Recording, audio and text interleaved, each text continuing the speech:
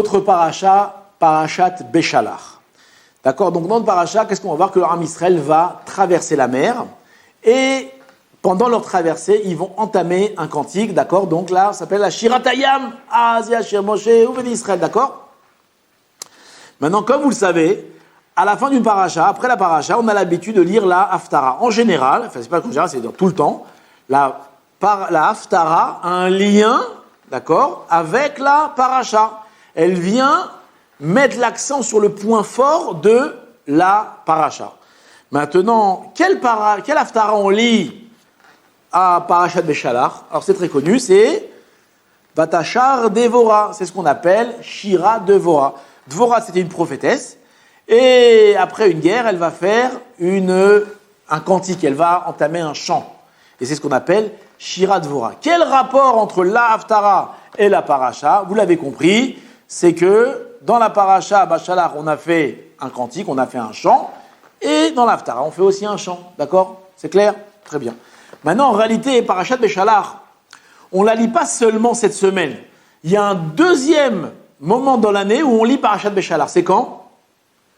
Le 7e jour de Pessah. Shivish et Pessah. On a l'habitude de lire, d'accord, Parashat Béchalach, encore une fois, où on va raconter la traversée de la mer et le chant. Et cette fois-ci, qu'est-ce que va être la Haftara? C'est quoi la Haftara de Shivish et Pessah? Alors, c'est un autre cantique qui s'appelle Shirat David, d'accord, où David Améler va là-bas aussi, lui, après aussi une bataille, entamer un cantique, Shirat David. La question qu'on pose, on dit que par 2 fois, on va lire la traversée de la mer avec Azia Shir Moshe, et par 2 fois la Haftara qui va accompagner cette paracha-là, ça va être un chant. Pourquoi? Ah, parce que c'est le point fort de la paracha, mais excusez-moi, il y a un autre point fort dans la paracha, c'est quoi? C'est la traversée de la mer.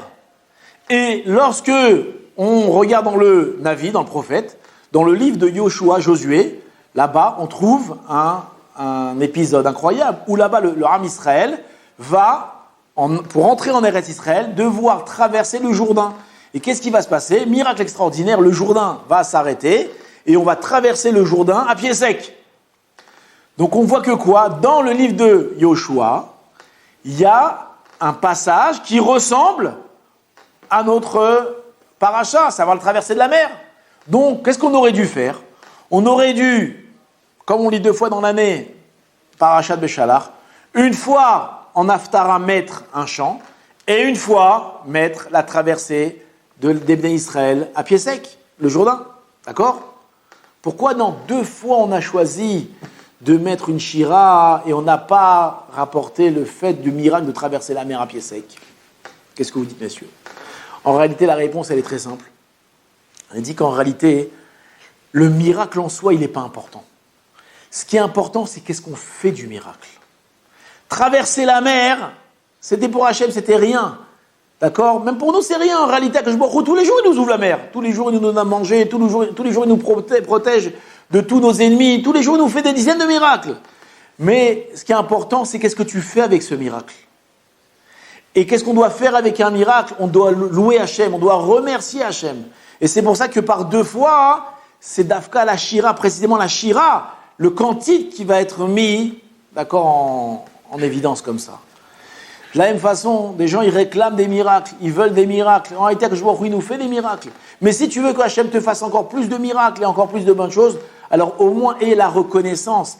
Et dans ta bouche, le remerciement lorsque quelque chose t'est bien arrivé.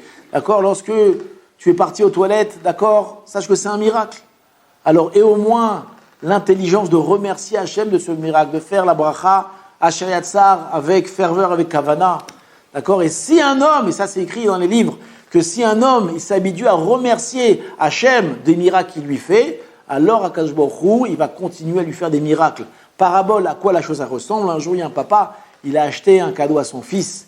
Et son fils, il a pris le cadeau, il dit « Ah, il est moche, j'aime pas ton cadeau. » Qu'est-ce qu'il dit le papa? Il dit « Si t'aimes pas mon cadeau, je t'en ferai plus. » Mais si le garçon, il dit « Ah là là, papa, merci beaucoup, mais quel beau cadeau, vraiment, je suis touché de ton attention. » Qu'est-ce qu'il dit le papa? Il dit « Dans ces cas-là, je continuerai à te faire de cadeaux. » Donc de la même façon, celui qui veut voir des miracles, qui remercie Hachem et qui loue Hachem des miracles qu'il lui fait chaque jour.